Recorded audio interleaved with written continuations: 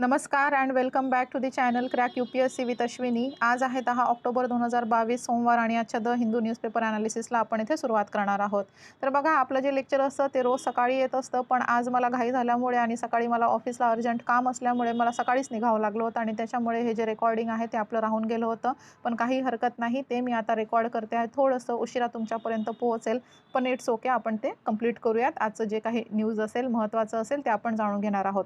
पण जसा आपला ट्रेंड राहिलेला आहे, आपण काय करत असतो, एक मॅप बेस्ड क्वेश्चन पाहत असतो, जी लोकेशन चर्चेत असते त्याबाबत थोडं डिस्कशन आपण इथे करत असतो आणि सोबतच टुडे स्पेशल काय आहे तेही जाणून घेत असतो। तर बघूयात आजचं 10 ऑक्टोबरचं काय स्पेशल आहेत, पण त्या एक मॅप बेस्ड क्वेश्चन पाहून घेऊया। तर काय करायचं आहे, जगाचा नकाशा ओपन करायचा आहे आणि त्यामध्ये निकारागुआचं लोकेशन शोधून काढायचं आहे। तर बघा, थोडं सोपं करून सांगते, जे नॉर्थ अमेरिका आहे आणि जे साऊथ अमेरिका आहे त्यांच्यामध्ये एक अरुंद पट्टा आपल्याला पाहायला मिळेल समुद्रामध्ये। तर हा अरुंद पट्टा आणि त्याच्या अवतीभोवती काही आयलँडसुद्धा पाहायला मिळतील। तर आयलँड नाही आहे हे निकारागुआ, पण त्या अरुंद पट्ट्यातच कुठेतरी याचं लोकेशन पाहायला मिळेल आणि तो सेंट्रल अमेरिका म्हणून ओळखला जातो। तर बघा, तिथे याचं लोकेशन शोधा आणि हे जे आहे ते खाली कॉमेंट सेक्शनमध्ये मेन्शन करा, जेणेकरून तुमच्या ते चांगलं लक्षात राहील। तर ही लोकेशन इतकी का महत्त्वाची आहे, आपल्याला का लक्षात ठेवायची आहे, बघा आजच्या न्यूजपेपरमध्ये सुद्धा ही जी लोकेशन आहे ती कव्हर झालेली आहे। तर आपल्याला क्वेश्चन कशाही अँगलने विचारला जाऊ शकतो, त्याच्यामुळे चारही दिशेने याचा अभ्यास करणे महत्त्वाचं आहे। तर जुलिया नावाचं हरिकेन इथे आदळलेलं आहे आणि म्हणूनच ही जी लोकेशन आहे ती सध्या चर्चेत आहे आणि आपल्याला माहिती असणं आवश्यक आहे। त्यानंतर टुडे स्पेशल जाणून घेऊयात। तर बघा, आज world mental health day observe केला जातो 10 ऑक्टोबर रोजी। जी काही मेंटल हेल्थची मल्टिपल ॲस्पेक्ट्स आहेत त्यांच्याबाबत अवेअरनेस पसरवण्यासाठीचा हा दिवस आहे। 1992 मध्ये वर्ल्ड फेडरेशन ऑफ मेंटल हेल्थने याची सुरुवात केली होती, ठीक आहे। त्यानंतर बघा, आज नेक्स्ट आणखीन एक महत्त्वाचा दिवस ऑब्झर्व केला जातो, म्हणजेच काय, तर क्युबा इंडिपेंडन्स डे आहे आज। हा जो ध्वज तुम्ही पाहतात, क्युबा देशाचा हा ध्वज आहे आणि स्पेनपासून 1902 मध्ये याला स्वातंत्र्य मिळालं होतं। भारताच्या बाबतीत जर दिशा पाहायची झाल्यास पश्चिमेकडे आपल्याला हा देश पाहायला मिळेल, म्हणजे सेंट्रल अमेरिकेत कुठेतरी एक आयलँड आहे हे। आणखीन झूम करूया तर बघा, हवाना ही याची कॅपिटल सिटी पाहायला मिळेल आणि समुद्र किनारे सुद्धा आहे। तर gulf of Mexico, Caribbean sea, Cayman trench, Atlantic ocean आणि स्ट्रेट ऑफ फ्लोरिडा इत्यादी काही समुद्र किनारे पाहायला मिळतील। तर आपण हवाना ही कॅपिटल सिटी पाहिलेलीच आहे। त्यामुळे त्यानंतर बघा, आणखीन एक महत्त्वाचा दिवस आज ऑब्झर्व केला जातो, तो म्हणजेच काय, तर जे international day of respect for cultural diversity हे जे आहे ते सेकंड मंडेला ऑब्झर्व केला जातो। ऑक्टोबरचा जो दुसरा सोमवार असतो त्या दिवशी हा डायव्हर्सिटी आणि जी कल्चरल डायव्हर्सिटी आहे त्याला रिस्पेक्ट करण्यासाठीचा म्हणून इंटरनॅशनल डे ऑब्झर्व केला जातो। तर अर्जेंटिनाने ह्या दिवसाची सुरुवात केली होती आणि तेव्हापासूनच नंतर जे आहे ते संपूर्ण भारतात म्हणते मी, संपूर्ण जगात हे पसरलं आहे, ठीक आहे। त्यानंतर बघा, आणखीन एक महत्त्वाचा दिवस आज ऑब्झर्व केला जातो, world day against death penalty असते। तर जी काही सिस्टीम आहे त्यातून डेथ पेनल्टीला काढण्यात यावं, त्याला बाद करण्यात यावं, त्यासाठी अवेअरनेस पसरवण्यासाठीचा हा दिवस असतो। काही कॅम्पेन्स अरेंज केली जातात आणि जी काही इंटरनॅशनल ऑर्गनायझेशन्स आहेत त्यांच्याद्वारे एनकरेज केलं जातं, रिइन्फोर्स केलं जातं ही काही डेथ पेनल्टी असेल त्याच्या विरुद्धसाठी। त्यानंतर काही पब्लिक ओपिनियन आणि पब्लिक डिसिजन तयार केले जातात, फायटर्स याद्वारे समोर येत असतात ॲबॉलिशन करण्यासाठी ही जी डेथ पेनल्टी आहे त्याचं। सोबतच काही NGO आणि जी वर्ल्ड गव्हर्नमेंट्स आहे त्यांचाही सपोर्ट आपल्याला पाहायला मिळेल। त्यामध्ये ॲम्नेस्टी इंटरनॅशनल आहे, युरोपियन युनियन आहे, युनायटेड नेशन्स आहे, यांचा सपोर्ट आपल्याला पाहायला मिळेल। त्यानंतर हे जे चित्र तुम्ही पाहत आहात, ड्यूक ऑफ हॅब्सबर्ग यांचं हे चित्र आहे। तर यांनी 1786 मध्ये पहिल्यांदा ही जी डेथ पेनल्टी आहे म्हणजे फाशीची शिक्षा जी आहे त्याला बॅन केलं होतं।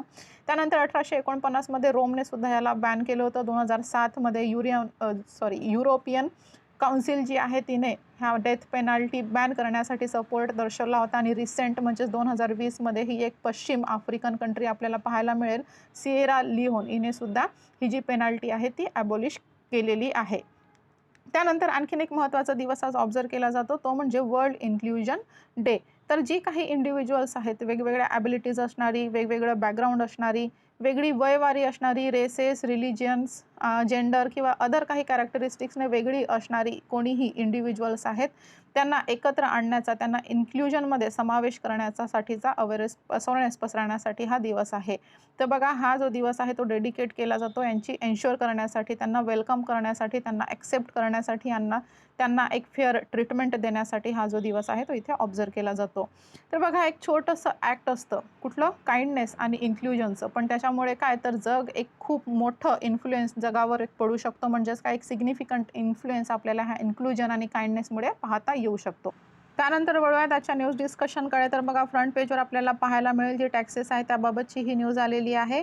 काय म्हटलेलं आहे, जी इन्कम टॅक्सेस आहेत, पर्सनल इन्कम टॅक्सेस आहेत, त्यांची आपल्याला वाढ पाहायला मिळेल. तर या उलट कॉर्पोरेट टॅक्सेसमध्ये घट झालेली आहे. तर कॉर्पोरेट टॅक्सेसमध्ये झालेली जी घट आहे त्याच्याबद्दल एडिटोरियलही आज आपण पाहून घेणार आहोत. त्याच्यामुळे हे जे टॉपिक आहे तिथे व्यवस्थित डिस्कस करूयात. पण बघा इथे मी तुम्हाला थोडंसं डिरेक्ट टॅक्स आणि इनडिरेक्ट टॅक्सबद्दल थोडंसं सांगणार आहे. तर क्लासिफिकेशन ऑफ टॅक्सेसमध्ये पाहायचं झाल्यास आपल्याकडे 2 महत्त्वाची कॅटेगरीज येतील. एक म्हणजे डिरेक्ट आणि दुसरा आहे इनडिरेक्ट टॅक्सेस. तर डिरेक्ट टॅक्सेस काय असतात, एखाद्या इंडिव्हिज्युअलद्वारे किंवा एखाद्या ऑर्गनायझेशनद्वारा ही काय करत असतात, डिरेक्टली पे केली जातात, म्हणजे गव्हर्नमेंटला डिरेक्टली पे केली जातात. त्याला आपण डिरेक्ट टॅक्सेस असं म्हणत असतो.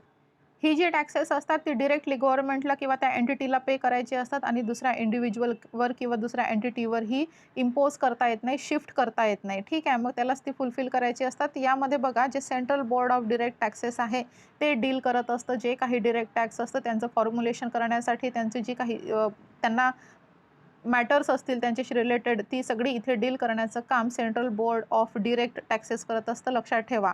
तर यामध्ये कुठले टॅक्सेस असू शकतात, जे काही रिअल प्रॉपर्टी टॅक्सेस आहेत, पर्सनल प्रॉपर्टी टॅक्सेस आहेत, इन्कम टॅक्स किंवा ॲसेट्स, त्यानंतर FBT, gift tax, capital gain tax इत्यादी टॅक्सेसचा समावेश आपल्याला डिरेक्ट टॅक्सेसमध्ये पाहता येईल. त्यानंतर इनडिरेक्ट टॅक्सेसमध्ये काय होत असतं, याच्यामध्ये आपण एकापेक्षा जास्त मिनिंग काढू शकतो. इनडिरेक्ट टॅक्सेस म्हणजेच नेमकं काय, तर जे आपल्याकडे व्हॅल्यू ॲडेड टॅक्स आहे म्हणजे वॅट ज्याला आपण म्हणतो किंवा GST आहे, ही झाली इनडिरेक्ट टॅक्सेस. तर याच्यामध्ये काय होत असतं, एक इंटरमिडियरी असतो जो ही टॅक्सेस कलेक्ट करत असतो आणि हा इंटरमिडियरी जो आहे तो नंतर रिटर्नसाठी म्हणजे जे टॅक्स रिटर्न असतात, ITR ज्याला आपण म्हणतो, इन्कम टॅक्स रिटर्न फाईल करू शकतो. पण डिरेक्ट टॅक्सेसमध्ये हे ITR असं काहीही आपल्याला पाहायला मिळणार नाही. तर हा महत्त्वाचा फरक इथे लक्षात घ्या. डिरेक्ट टॅक्सेसमध्ये इन्कम टॅक्स रिटर्न नसतो, तर जी इनडिरेक्ट टॅक्सेस असतात त्याच्यामध्ये आपल्याला जे इनडिरेक्ट टॅक्स ITR जे असतं म्हणजे इन्कम टॅक्स रिटर्न ते आपल्याला फाईल करता येतं. त्यानंतर वळूयात नेक्स्ट न्यूजकडे.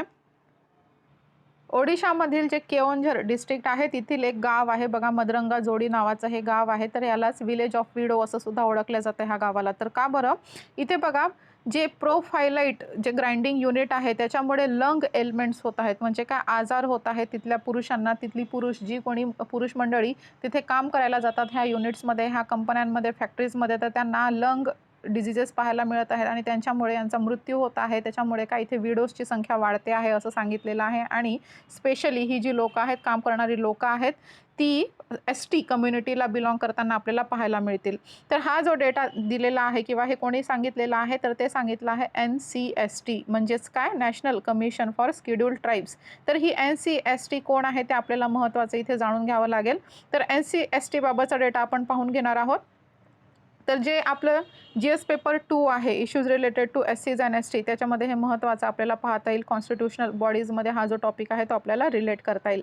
तर बघा 2004 मध्ये आर्टिकल 338 मध्ये अमेंडमेंट करण्यात आली, सुधारणा करण्यात आली आणि त्याच्यानुसार नवीन आर्टिकल इथे ॲड करण्यात आलं. म्हणजेच काय, तर 338A हे इथे ॲड करण्यात आलं आणि ती कॉन्स्टिट्युशनल अमेंडमेंट लक्षात घ्या, ती होती 89वी म्हणजे 89th कॉन्स्टिट्युशनल अमेंडमेंट 2003ची. तर ही लक्षात ठेवा. काय म्हटलेलं आहे, जे आर्टिकल 338 आहे त्याच्यात अमेंडमेंट करून आर्टिकल 338A तिथे इन्सर्ट करण्यात आलं. तर ही त्याच्यानुसार NCSTची आपल्याला स्थापना पाहता येईल. तर ही एक कॉन्स्टिट्युशनल बॉडी आहे, राईट. कारण आपल्या कॉन्स्टिट्युशनमध्ये ऑलरेडी ते आर्टिकल दिलेलं आहे आणि त्या आर्टिकलनुसार हिची स्थापना झालेली आहे. त्याच्यामुळे आपण याला कॉन्स्टिट्युशनल बॉडी असं म्हणणार. जर कॉन्स्टिट्युशनमध्ये याच्याबद्दल काहीही दिलेलं नसणार आणि एखादं ऑर्डिनन्स, एखादं ॲक्ट पास करून ते नंतर पास करून तयार झालं असेल तर त्याला आपण स्टॅच्युटरी बॉडी असं म्हणत असतो. तर लक्षात ठेवा NCST ही एक कॉन्स्टिट्युशनल बॉडी आहे. तर याचं ऑब्जेक्टिव्ह म्हणजेच काय, जी काही वल्नरेबल लोक आहेत म्हणजे स्पेशली कोण, जी ST कम्युनिटी आहे त्यांना सेफगार्ड प्रोव्हाइड करून देणे आणि इव्हॅल्युएट करणे, जी काही स्कीम्स आहेत त्यांना इव्हॅल्युएट करण्याचं काम ही करत असते. मग यामध्ये आपल्याला चेअरपर्सन पाहायला मिळेल, व्हाईस चेअरपर्सन पाहायला मिळेल आणि 3 मेंबर पाहायला मिळतील. पण लक्षात घ्या यांच्यापैकी एक चेअरपर्सन, एक व्हाईस चेअरपर्सन्स आणि 3 मेंबर म्हणजे 5 लोकांमध्ये एक तरी महिला असणे आवश्यक आहे. आणि ही जी कोणी असतील चेअरपर्सन, व्हाईस चेअरपर्सन किंवा मेंबर्स, तर यांना प्रेसिडेंटद्वारा इथे नियुक्त केलं जाईल आणि यांची टर्म असेल 3 वर्षासाठी. आणि जी मेंबर्स असतात त्यांनी जर 2दा लगत 2दा त्यांनी आपली टर्म्स कंप्लीट केली असतील तर तिसऱ्यांदा ती निवडून येण्यासाठी इथे एलिजिबल नसतात. मग यांच्या रँकबद्दल बोलायचं झाल्यास बघा, चेअरपर्सन जे असतात ते युनियन कॅबिनेट मिनिस्ट्रीच्या रँकचे असतात. व्हाईस चेअरपर्सन हे स्टेट मिनिस्टर ऑफ स्टेट जे असतात त्यांच्या रँकचे असतात आणि मेंबर जे असतात सेक्रेटरी गव्हर्नमेंट ऑफ इंडियाचे सेक्रेटरी आपल्याला पाहायला मिळतील. मग याच्या ड्युटीज आणि फंक्शन म्हणजे नेमकं काय, तर आज जसं आपण पाहिलं सेफगार्ड प्रोव्हाइड करणे एसटीसना आणि इव्हॅल्युएशन करणे हे यांचं काम आहे. त्यासोबतच इन्क्वायरी करणे, कंप्लेंट्सची जी काही कंप्लेंट्स नोंदवली जातात त्यांच्याबाबतची इन्क्वायरी करणे. त्यानंतर जी प्लॅनिंग प्रोसेस असते त्यामध्ये पार्टिसिपेट करणे आणि ॲडवाईस करणे हे सुद्धा NCSTचं महत्त्वाचं काम आहे. त्यानंतर प्रेसिडेंटला ॲन्युअल प्रेझेंटेशन सादर करणे हे सुद्धा याचं महत्त्वाचं कार्य आहे. आणि अशी रिपोर्ट्स बनवण्यासाठी युनियन किंवा स्टेटकडून रिकमेंडेशन घेणे यांना आवश्यक असते, जेणेकरून त्याचं इफेक्टिव्ह इम्प्लिमेंटेशन करता येईल. म्हणजे जी ॲन्युअल आपण पहिली रिपोर्ट्स प्रेसिडेंटला इथे सादर करत असते ही NCST, तर ही रिपोर्ट सादर करण्यासाठी किंवा ती रिपोर्ट बनवण्यासाठीच मुळात इथे कुठलंही स्टेट किंवा युनियनची परमिशनची गरज असते, म्हणजेच काय त्यांच्या रिकमेंडेशन्सची गरज असते, जेणेकरून म्हणजे रिकमेंडेशन्स कशासाठी, तर त्याचं इफेक्टिव्ह इम्प्लिमेंटेशन व्हायला हवं. त्यानंतर वळूयात नेक्स्ट न्यूजकडे. तर बघा काय म्हटलेलं आहे, जे कॅम्पेन आहे आपल्या भारताचं जे काही ड्रग मेनॅस आहे त्याच्या अगेन्स्टमध्ये कॅम्पेन सुरू आहे आणि हे अधिक स्ट्रॉंग करण्यात येणार आहे आणि ते आझादी का अमृत महोत्सवच्या दरम्यान अधिकच स्ट्रॉंग झालेलं आहे असे ते स्टेटमेंट पाहायला मिळेल. अमित शहा यांचं हे स्टेटमेंट आहे. तर ते हे ॲक्च्युली ड्रग काय आहे, ड्रग मेनॅस काय आहे ते आपल्याला इथे पाहून घ्यायचं आहे. GS पेपर 2मध्ये हेल्थ आणि ह्युमन रिसोर्स सोबतच गव्हर्नमेंट पॉलिसीज आणि इंटरव्हेन्शन्स जे आहे त्याच्याशी हे आपल्याला रिलेटेबल आणि महत्त्वाचं टॉपिक पाहता येईल.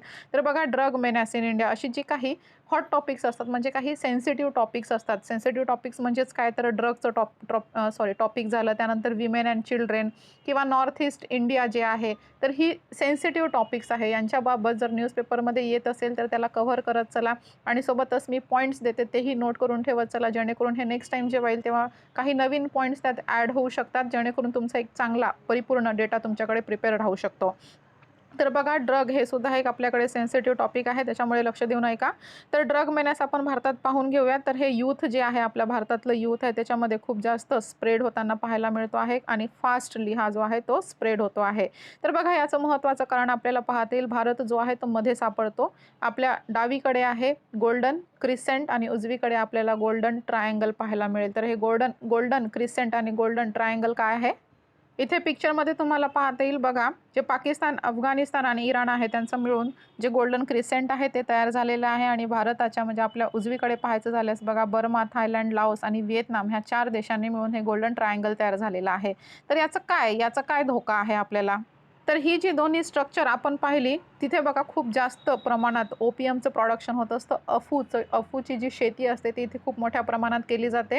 ही पुढे युरोपियन कंट्रीजला सप्लाय केली जाते आणि संपूर्ण देशात इथून जे आहे ते इल्लिगल जी ट्रॅफिकिंग असते ड्रगिंगची ती आपल्याला पाहायला मिळेल. ड्रगिंग आणि इल्लिगल ट्रॅफिकिंग इथून जास्त प्रमाणात केली जाते आणि म्हणूनच आपल्या ज्या भारताच्या सीमा आहेत त्या दोन्ही देशांनी वेढलेल्या आहे ह्या गोल्डन क्रिसेंट आणि गोल्डन ट्रायंगलने.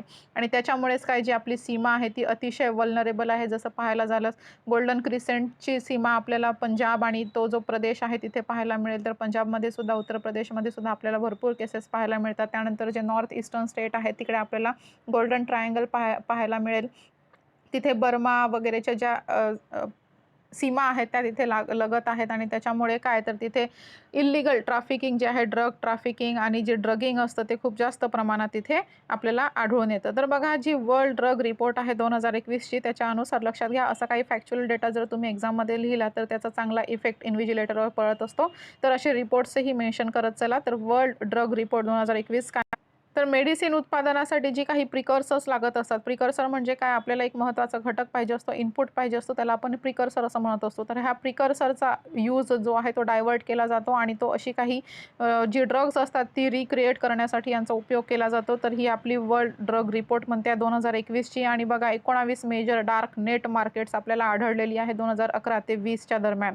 आणि त्यानंतर all India institute of medical science जी एम्स आहे 2019मध्ये म्हणते की 5 कोटी इंडियन्स जी आहेत ती कॅनाबीज आणि ओपिओइड्स म्हणजेच अफू वगैरे आपण पाहिलं तर त्यांच्याशी ॲडिक्टेड पाहायला मिळालेली आहे आणि 8.5 लाख जी लोक आहेत ती इंजेक्टेड ड्रग घेत असतात, म्हणजे इंजेक्शनद्वारे ड्रग घेत असतात. त्यानंतर अदर काही केसेस पाहायचे झाल्यास पंजाब, आसाम, दिल्ली, हरियाणा, मणिपूर, मिझोरम, सिक्कीम आणि उत्तर प्रदेश ही जास्त कॉन्ट्रीब्यूट करत असतात आपल्या जी ड्रग मेनॅस आहे भारतामध्ये तिथे. जसं मी सांगितलं, कारण पंजाबला आपल्याला गोल्डन क्रिसेंटचा जो सीमा आहे गोल्डन क्रिसेंटची ती पाहायला मिळेल. त्यानंतर आसाम आपल्याला इकडे पाहायला मिळतो नॉर्थ ईस्टर्न स्टेटमध्ये, तिथे खूप मोठ्या प्रमाणात ड्रगिंग होत असते. त्यानंतर दिल्ली, हरियाणा, मणिपूर, मिझोराम, सिक्कीम, उत्तर प्रदेश यांचा क्रमांक इथे लागत असतो. तर बघा 60 लाख लोक यांना एस्टिमेट करण्यात आलेली आहे. 60 लाख लोक एस्टिमेट करण्यात आलेली आहे ज्यांना ह्या प्रॉब्लेमपासून सुटका मिळवून देण्याची गरज आहे. त्यानंतर बघा आपली भारत सरकार जी आहे ती व्हेरियस स्टेप्ससुद्धा घेत असते. मग याच्यासाठी आपण काही इंटरनॅशनल ऑर्गनायझेशनसोबत सुद्धा कोऑर्डिनेशन केलेलं आहे. त्यामध्ये महत्त्वाचं ठरतं ते नार्कोटिक्स सेंट्रल ब्युरो. तर ही जी आपली ब्युरो आहे तर हिने इंटरनॅशनल ऑर्गनायझेशनसोबत जी काही इन्फॉर्मेशन आहे आणि इंटेलिजन्स आहे ते शेअर करण्यासाठी इथे हा जो ॲग्रीमेंट आहे यांच्यासोबत केलेला आहे इंटरनॅशनल ऑर्गनायझेशनसोबत, जेणेकरून जे आपलं ट्रान्झॅक्शनल ड्रग ट्रॅफिकिंग आहे त्याला आपण कॉम्बॅट करू शकू. तर यामध्ये सार्क देश, ब्रिक्स देश, कोलंबो प्लॅन, आसियान, त्यानंतर बिमस्टेक देश जे आहेत त्यांच्याशी इथे करण्यात आलेला आहे.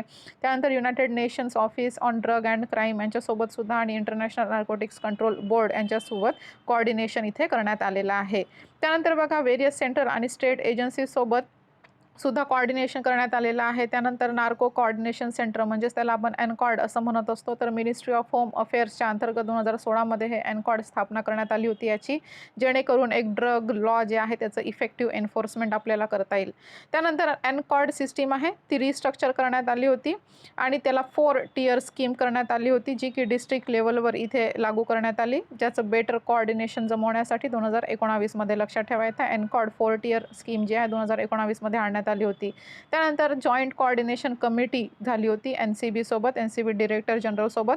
जी काही लार्ज सीजरची जी काही केसेस आहेत त्यांना इन्व्हेस्टिगेट करण्यासाठी, त्यांना मॉनिटर करण्यासाठी ही जी आपल्याला कमिटी पाहायला मिळणार आहे. त्यानंतर SIMS म्हणजे seizure information management system portal. तर डिजिटायझेशन करण्यासाठी, कशाचं डिजिटायझेशन, तर बघा जी काही सेजर करण्यात आलेले आहे, जप्तीकरण करण्यात आलेलं आहे, त्यांचं डिजिटायझेशन करण्यासाठी हे एक पोर्टल तयार करण्यात आलेलं आहे. त्याला SIMS असं आपण म्हणत असतो. तर हे 2019मध्ये तयार करण्यात आलेलं आहे. तर कोणाच्या अंतर्गत तयार करण्यात आलेलं आहे, जे आपलं NDPS आहे म्हणजेच narcotics drugs and psychotropic substances act. तर ही सगळी ॲक्ट आणि हे जे काही आपण पाहत आहोत एजन्सीज ते लक्षात ठेवणं आवश्यक आहे. NCB आपण पाहिलं, त्याच्यानंतर एनकॉर्ड पाहिलं आणि आता हे NDPS, त्यांची फुल फॉर्म लक्षात ठेवा. त्यानंतर येते national fund for control of drug abuse. तर इथे जे काही एक्सपेंडिचर असतं ते इथे केलं जातं, म्हणजे ड्रग ॲब्यूजला कॉम्बॅट करण्यासाठी, त्यांचं रिहॅबिलिटेशन करण्यासाठी, एड्युकेट करण्यासाठी लोकांना आणि ड्रग ॲब्यूजपासून लांब ठेवण्यासाठी काही खर्च केले जातात. त्यासाठी आपण हे national fund for control of drug abuse जे आहे ते इथे आणलेलं आहे. त्यानंतर एक सर्वेसुद्धा केला जातो, नॅशनल ड्रग ॲब्यूज सर्वे. यामध्ये काय करण्यात येत असतं, तर बघा जी काही ट्रेंड ऑफ ड्रग आहे त्याला इथे मेजर करण्यात येत असतं. Ministry of social justice and empowerment यांच्याद्वारा हा जो सर्वे आहे तो केला जातो. National drug dependence treatment centre जे आहे एम्स, त्याला त्याच्या हेल्पने, त्याच्या मदतीने हे जे कार्य आहे सर्वेचं ते केलं जातं. त्यानंतर प्रोजेक्ट सनराईज आपल्याकडे पाहायला मिळेल.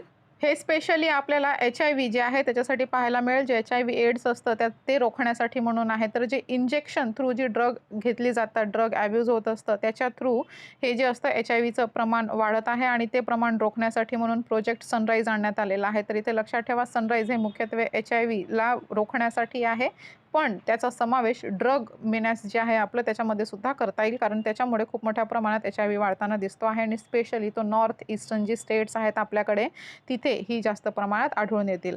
त्यानंतर NDPS 1985 काय म्हणतं, narcotic drugs and psychotropic substances act. तर बघा कुठलाही पर्सन प्रोड्यूस करण्यापासून, पजेस करण्यापासून म्हणजे स्वतःकडे ठेवणे, ओन करणे किंवा सेलिंग करण्यापासून, परचेसिंग करण्यापासून, त्यांचं ट्रान्सपोर्टिंग, स्टोरिंग आणि त्याला कन्झ्युम करणे, आपण इंजेस्ट करण्यापासून रोखतं, ठीक आहे, प्रोहिबिट करतं.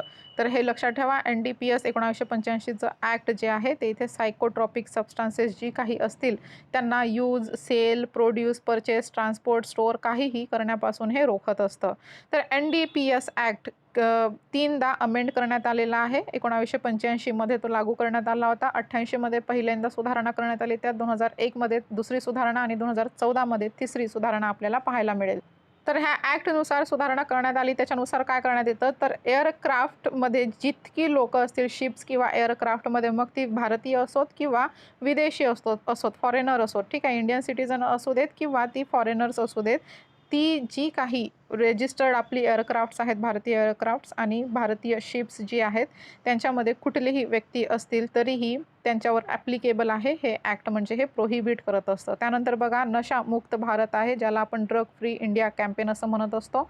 तर ती कम्युनिटीजपर्यंत आउटरीच करण्यासाठीचा हा प्रोग्रॅम आहे, म्हणजे अवेअरनेस पसरवण्यासाठीचा हा प्रोग्रॅम आहे. लक्षात ठेवा, नशामुक्त भारत.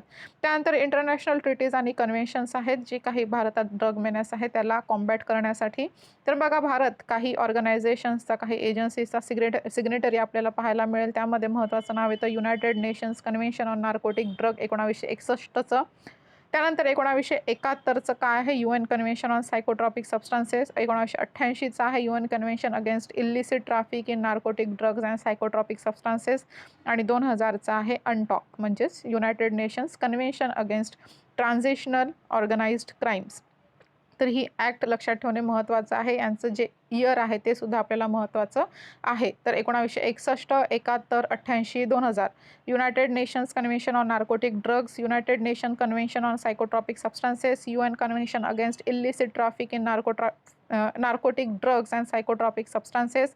त्यानंतर UN convention against transitional organised crime, UNTOC ज्याला आपण म्हणतो, 2000चं हे ॲक्ट आहे. तर बघा, आपण इथे जे ड्रग मेनॅस आहे त्याच्याबद्दलचा संपूर्ण डेटा इथे पाहून घेतलेला आहे. त्यानंतर बघा, 3 देशांमध्ये मलाबार एक्सरसाइज होत असते, 4 देशांमध्ये सॉरी. तर ही 4 देशांमध्ये मलाबार एक्सरसाइज पार पडली जाते. तर ती आता नोव्हेंबरमध्ये होणार आहे. तर ही 4 देश म्हणजे नेमकी कुठली आहेत?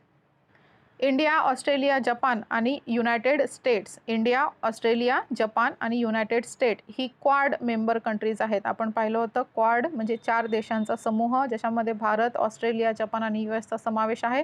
तर ह्या क्वाड देशांमध्येच ही जी मलाबार एक्सरसाइज आहे ती आपल्याला पाहायला मिळेल. तर जॅपनीज मेरिटाईम आहे, सेल्फ डिफेन्स फोर्स जॅपनीज मेरिटाईमचं, तर त्यांची 70वी ॲनिव्हर्सरी आहे नोव्हेंबरमध्ये, आणि त्याच्याच धर्तीवर ही जी मलाबार एक्सरसाइज आहे ती इथे केली जाणार आहे. तर ऑक्टोबर एंडमध्ये आपले US सोबतची सुद्धा एक एक्सरसाइज पाहायला मिळेल. तिचं नाव आहे युद्ध अभ्यास, उत्तराखंडमध्ये ती होणार आहे. तर मलाबारबद्दलचा आणखीन डेटा आपण इथे जाणून घेणार आहोत. एक्स्ट्रा डेटा मी इथे दिलेला आहे. तर GS पेपर 2चं जे बायोलेटरल ग्रुपिंग्स अँड ॲग्रीमेंट्स आहे, इंटरनॅशनल रिलेशन्स आहेत, groupings and agreements involving India and or affecting India's interests, ही जी महत्त्वाची टॉपिक्स आहे GS पेपर 2मध्ये, त्याच्याशी आपल्याला हे रिलेट करता येईल.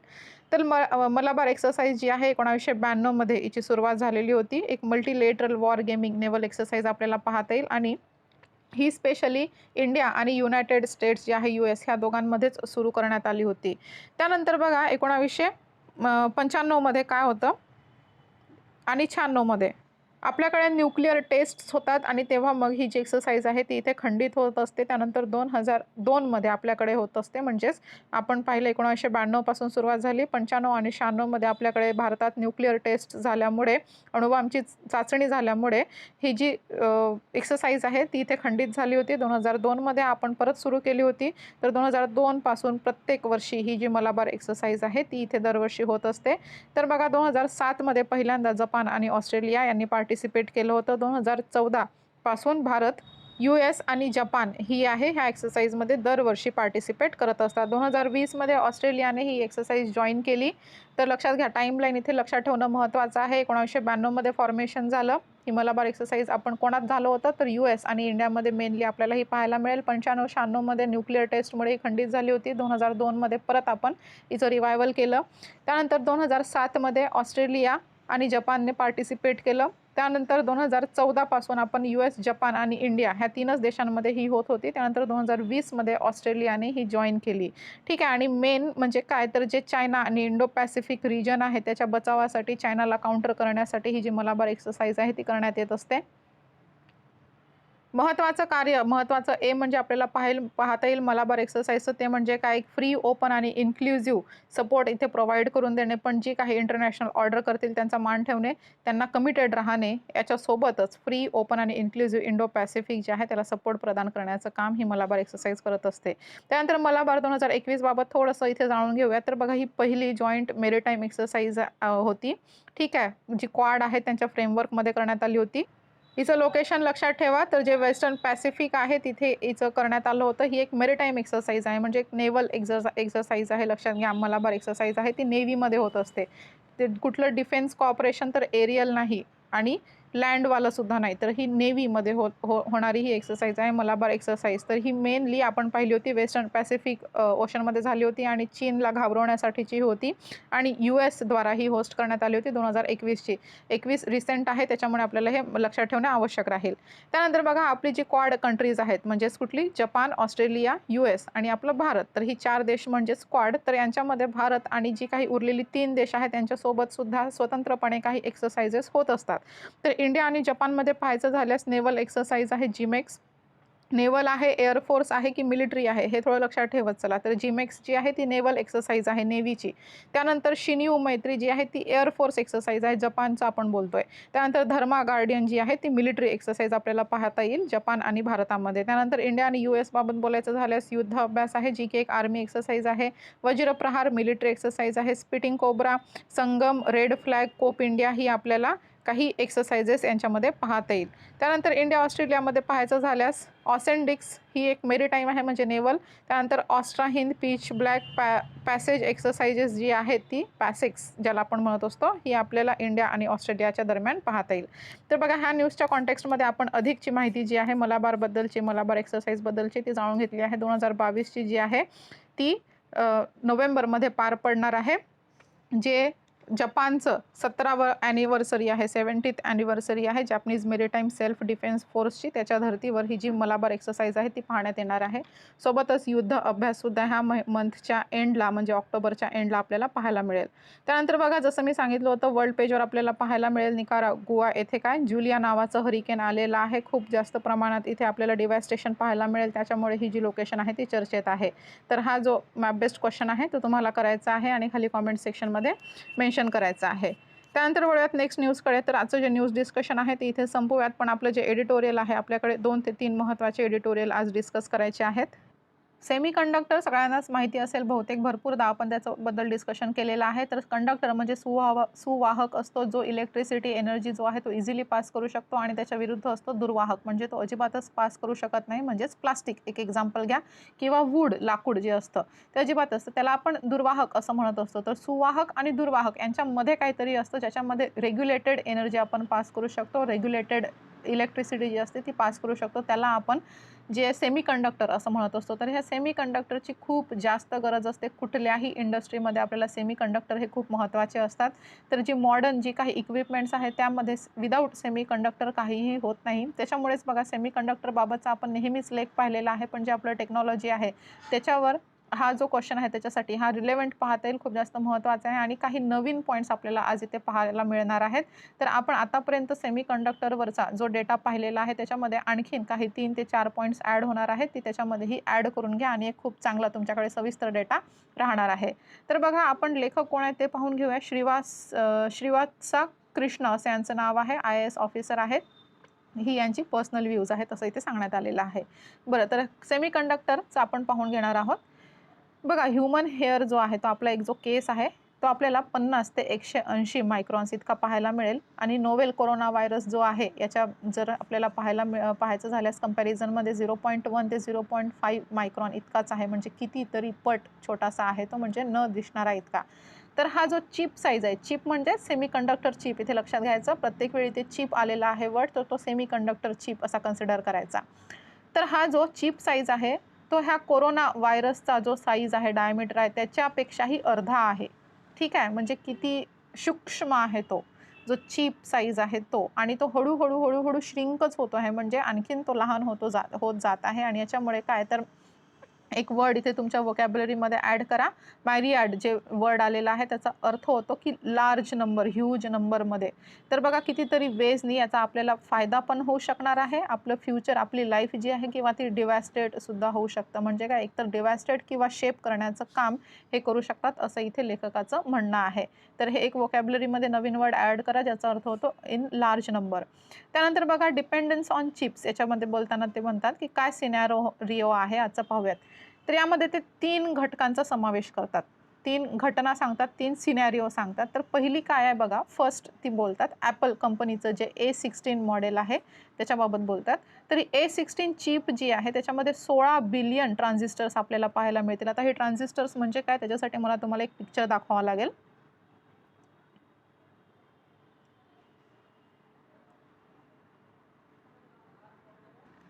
तर बघा ह्या चिपमध्ये खूप बारीक-बारीक डॉट्स दिसत आहेत तुम्हाला. तर त्याला आपण ट्रान्झिस्टर्स असं म्हणायचं.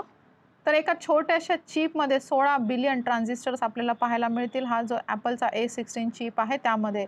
त्यानंतर लक्षात घ्या TSMC म्हणजेच तायवान सेमीकंडक्टर मॅन्युफॅक्चरिंग कंपनी जी आहे ती एक लीडिंग मॅन्युफॅक्चरिंग कंपनी आपल्याला पाहायला मिळेल. तर याच्यामध्ये काय, एका चिपमध्ये आपल्याला 1 क्विंटिलियन इतके आपल्याला ट्रान्झिस्टर्स पाहायला मिळतील. तर 1 क्विंटिलियन म्हणजेच काय, तर 1 वर जेव्हा 18 शून्य तुम्ही लावाल तेव्हा त्याला 1 क्विंटिलियन असं म्हणायचं. तर एक छोट्याशा, एक मायन्यूट अशा चिपमध्ये आपल्याला 1 क्विंटिलियन इतके ट्रान्झिस्टर्स पाहायला मिळतील, जी TSMCची चिप आहे, म्हणजे तायवान सेमीकंडक्टर मॅन्युफॅक्चरिंग कंपनीची.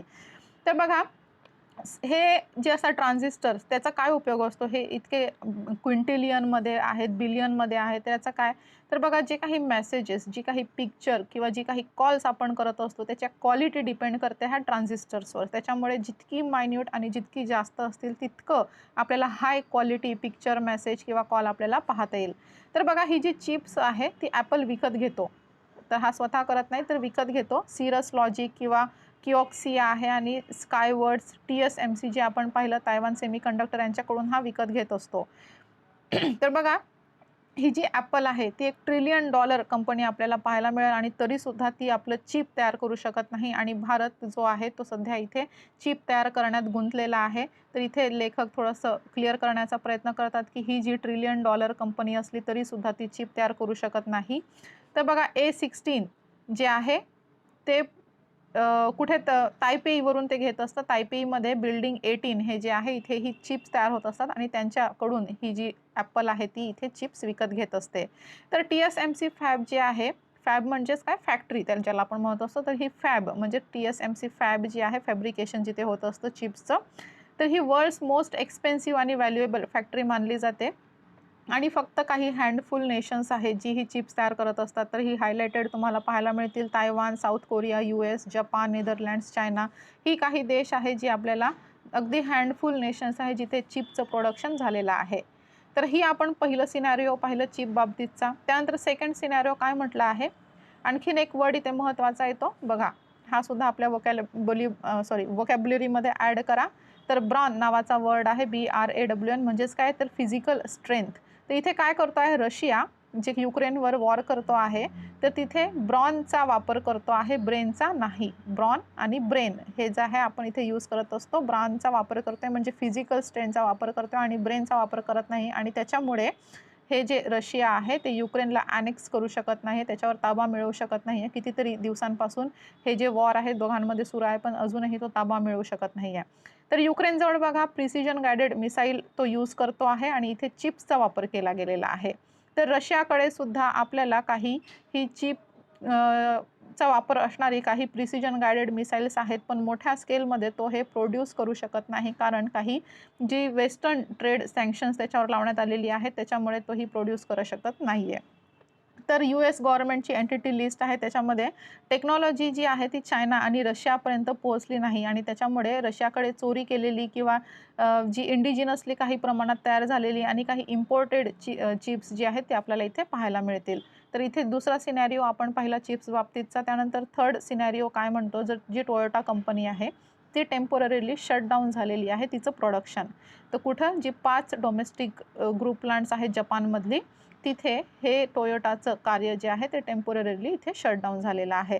मग कशामुळे झालेलं आहे, तर जे चिप्सचं शॉर्टेज आहे ते खूप जास्त झालेलं आहे. चिप शॉर्टेज खूप झालेलं आहे आणि त्याच्यामुळे हे जे डोमेस्टिक ग्रुप प्लांट्स आहेत ते इथे बंद पडलेली आहेत आणि एखाद्याला जर जपानमध्ये आता कार घ्यायची असेल तर त्याला एक खूप मोठ्या वेटिंग लिस्टमध्ये इथे राहावं लागेल. खूप मोठी वेटिंग इथे त्याला अनुभवावी लागणार आहे. तर बघा आपण 3 सिनेरिओ पाहिले. पहिलं म्हणजे ॲपलचं, दुसरं म्हणजे रशिया युक्रेन वॉरचं आणि तिसरं आहे टोयोटा कंपनीचं. तर ह्या तिघांमध्येही काय कॉमन दिसतंय? तर एकच गोष्ट कॉमन आहे ते म्हणजे काय, चिप्सचं इम्पॉर्टन्स. चिप्स म्हणजे आपण सांगितलं जसं मी, तर चिप्स म्हणजे जी सेमीकंडक्टर चिप्स आहेत त्याबद्दल आपण बोलतोय. तर याचं इम्पॉर्टन्स आपल्याला ह्या तिघांमधूनही कळून येतं. तर फक्त मॅन्युफॅक्चरिंगच नाही, तयार करणेच नाही, तर एखाद्या कॉम्प्लेक्स सिस्टीममध्ये ही चिप्स इंटिग्रेट करणे, त्यांचं सिंथेसाइज करण्याची ॲबिलिटी असणे ते महत्त्वाचं असतं. ठीक आहे, एखाद्या नेशनचं भविष्य, एखाद्या नेशनचं नशीब याच्यावर अवलंबून असतं. मॅन्युफॅक्चरिंगवरच नाही, भारत जसा मॅन्युफॅक्चरिंगवर खूप फोकस करतोय चिप्सच्या, तर फक्त मॅन्युफॅक्चरिंग नाही तर त्या चिप्सचं इंटिग्रेशन आणि आपल्याला सिंथेसाइज करण्याची ॲबिलिटी असणे तरच एखाद्या भारताचं फेट एक चांगलं असू शकतं असं इथे लेखक म्हणतात. त्यानंतर बघा जे आपलं डिफेन्स, टेलिकॉम, इलेक्ट्रॉनिक्स आणि जे आपलं मोबिलिटी आहे त्याच्यावर खूप जास्त मोठ्या प्रमाणात इम्पॅक्ट झालेला आहे ह्या चिप्समुळे आणि स्टडीजनुसार तर 2023 पर्यंत हे संपणारे नाही आहे. म्हणजे शॉर्टेजचा इम्पॅक्ट झालेला आहे आणि 2023 पर्यंत हे शॉर्टेज असंच राहणार आहे. आणि सपोज साऊथ कोरिया आणि तायवान ही जी लीडिंग आपल्याला नेशन्स पाहायला मिळतील चिप्स बनवणारी, इथे जर एखादं नॅचरल डिझास्टर आलं, एखादी नॅचरल कलॅमिटी आपल्याला आढळली, तर ही जी कंडिशन आहे ती आणखीनच वाईट होईल, हे तर अटळ आहे असं इथे लेखक म्हणतात. त्यानंतर बघा जे US आहे, युरोपियन युनियन आहे, जपान आहे, इंडिया, चायना यांनी $200 बिलियन इतकं इन्व्हेस्ट केलेलं आहे आणि इन्व्हेस्ट केलेला आहे, स्टार्टिंग केलेली आहे, सुरुवात आहे, चांगला आहे. पण याचा जो इम्पॅक्ट आहे, याचं जे प्रॉफिट आहे त्याला वेळ लागणार आहे. कितीतरी वर्ष याचं प्रॉफिट मिळण्यासाठी लागत असतात. त्यानंतर बघा एक महत्त्वाचा आपल्याला फ्रेज इथे पाहायला मिळेल, डोंट बी फॉक्सकॉन. म्हणजेच काय, तर फॉक्सकॉन बनू नका. फॉक्सकॉन बनू नका म्हणजे काय, तर इथे आता लक्षात येईल तुम्हाला. इंडियाने खूप चांगली विजनरी स्टेप उचललेली आहे, ज्याला आपण PLI स्कीम म्हणत असतो. सबसिडी देण्याचं कार्यही इथे करत आहे. पण जागतिक चिप उत्पादकांचा पाठलाग करताना एक सावधगिरीची कहाणी इथे लक्षात घेतली पाहिजे. ती म्हणजे काय, तर डोंट बी फॉक्सकॉन इथे लेखक सुचवतात. तर बघा फॉक्सकॉनचे चेअरमन आणि USचे प्रेसिडेंट, फॉक्सकॉन ही कंपनी आहे तर तिचे चेअरमन आणि USचे प्रेसिडेंट जे होते डोनाल्ड ट्रम्प पूर्वी, त्यांच्यामध्ये एक इथे प्रॉमिस करण्यात आलं होतं, करार करण्यात आला होता. तर फॉक्सकॉनचे चेअरमन आहेत त्यांनी प्रॉमिस केलं होतं की $5 बिलियन सबसिडी दिली जाणार आहे. त्यानंतर थाउजंड्स ऑफ जॉब्स इथे क्रिएट केलं जाणार आहे, एम्प्लॉयमेंट मिळणार आहे लोकांना ह्या कंपनीमुळे, चिप प्रोडक्शनमुळे. आणि वर्ल्डची एक बेस्ट LCD मॅन्युफॅक्चरिंग प्लांटसुद्धा हे तयार होणार आहे. पण काय झालं, हे फक्त पेपरवरच तयार झालं. तिथली लोकं जी आहेत, जी लोकल होती, त्यांना बेघर करण्याव्यतिरिक्त, म्हणजे तिथे प्लांट बनवण्यासाठी त्यांना बेघर करण्याव्यतिरिक्त एकाही चिपचं वा LCD पॅनलचं तिथे प्रोडक्शन झालं नाही. आणि ट्रम्पने तेव्हा याला, हे जे प्लांट आहे त्याला जगातलं 8वं आश्चर्य असं सुद्धा म्हटलं होतं.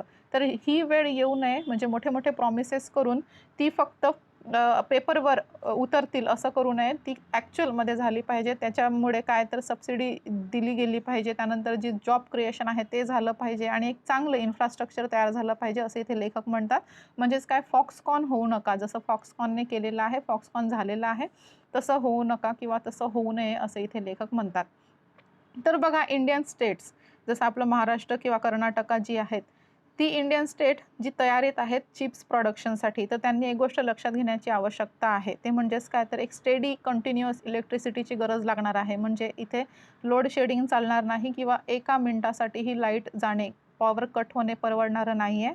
तर स्टेडी कंटिन्यू इलेक्ट्रिसिटीची गरज पडणार आहे आणि सोबतच अल्ट्रा प्युअर वॉटरची गरज पडणार आहे आणि तेही गॅलन्स, बिलियन्स ऑफ गॅलन्स, ठीक आहे, एका दिवसाला. तर इतकी पाण्याची गरज इथे पडणार आहे. त्यानंतर बघा फ्रान्समधलं एक रसीन प्लांट आहे, ते सध्या प्रपोज करण्यात आलेलं आहे. तर तिथे 7 मिलियन गॅलन वॉटर लागत असतं एका दिवसाला. 7 मिलियन गॅलनची पाणीची गरज असते आणि त्याच्यामुळे काय होतंय, जे ग्रेट लेक्स कॉम्पॅक्ट आहे त्याचं व्हायोलेशन होताना इथे पाहायला मिळत आहे. तर बघा भारताला एक प्रुडंट स्ट्रॅटेजीज करण्याची गरज आहे आणि सेन्सिबल लीडरशिपची गरज आहे, इथे लेखक सांगतात. एक प्रुडंट स्ट्रॅटेजीज म्हणजे काय, एक थॉटफुल स्ट्रॅटेजीज आपल्याला पाहिजेत, म्हणजे एक विचारपूर्वक काहीतरी स्ट्रॅटेजीज करण्याची गरज आहे आणि सेन्सिबल लीडरशिपची आपल्याला गरज आहे. तर बघा मॅन्युफॅक्चरिंग जी प्लांट असतात, ज्याला आपण फॅब म्हणत असतो, ठीक आहे, तर ही चीप फॅब जी असतात त्याला 15 ते 20 बिलियन डॉलर एका चीप फॅबसाठी, मॅन्युफॅक्चरिंग प्लांटसाठी 15 ते 20 बिलियन डॉलर इतकी गरज असते आणि त्यांना प्रॉफिट अर्न करण्यासाठी कितीतरी वर्ष लागतात. ठीक आहे, म्हणजे 2 वर्षात 3 वर्षात ती प्रॉफिट देईल, 4 वर्षात प्रॉफिट देईल, काहीच सांगता येत नाही. कितीतरी वर्ष त्या प्रॉफिट अर्न करण्यासाठी लागू शकतात.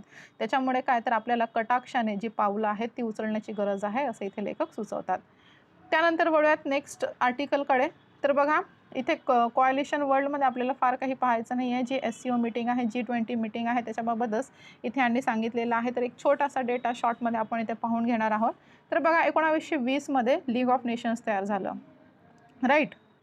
ही पहिली इंटर गव्हर्नमेंटल ऑर्गनायझेशन आपल्याला पाहायला मिळेल आणि हिचं एम होतं जे काही इंटरनॅशनल कोऑपरेशन आहे त्यांना प्रमोट करणे. त्यानंतर युनायटेड नेशन्सने काय क्लेम केलं, ही एक प्लेस आहे जिथे कॉमन प्रॉब्लेम्स डिस्कस केले जाऊ शकतात आणि जे काही सोल्युशन्स असतात त्यांना शेअर केले जाऊ शकतात. आणि 75 वर्षानंतर काही कॉन्फ्लिक्ट्स उद्भवले आहेत आणि त्याच्यामुळे काय तर ते चार्टरचं पहिलं प्रिन्सिपल आहे त्याच्याकडे वळण्याची आज गरज पडली आहे असं इथे लेखक सांगतात.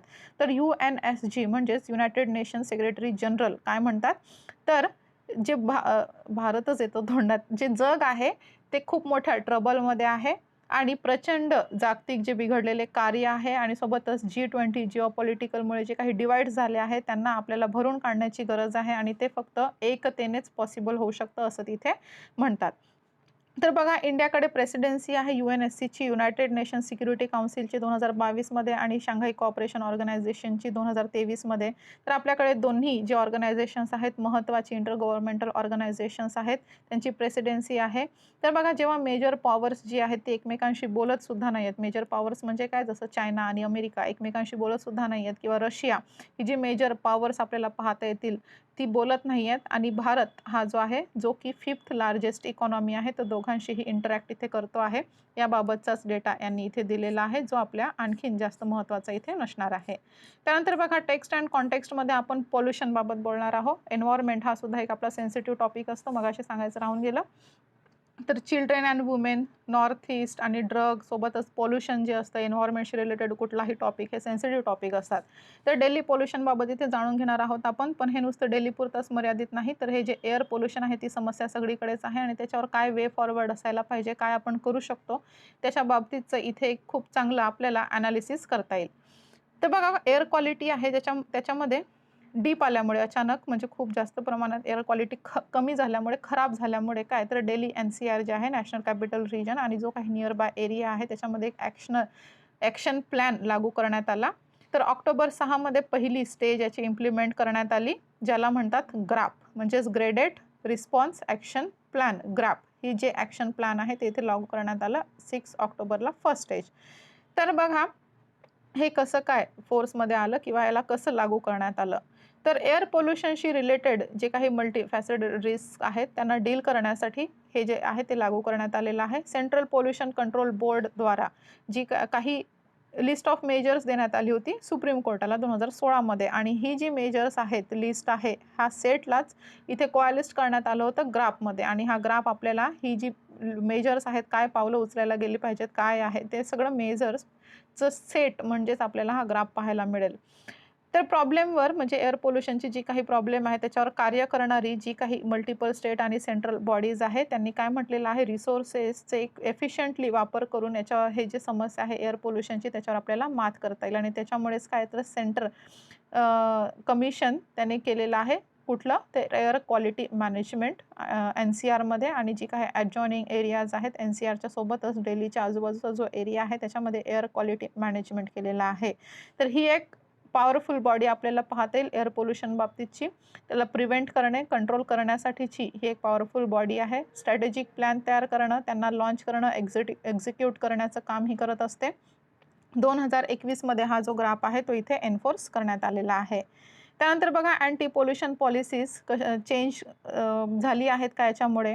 तर हा जो रिवाइज्ड ॲक्शन प्लॅन आहे तो काय करतो, जी काही पोल्युशन ॲक्टिव्हिटीज आहे तर तो AQI म्हणजेच एअर क्वालिटी इंडेक्सवर डिपेंड करतो ना की PM2.5 किंवा 10 जी आहे त्याच्यावर डिपेंड करत नाही. हा रिवाइज्ड ॲक्शन प्लॅन तो डिपेंड करतो एअर क्वालिटी इंडेक्सवर.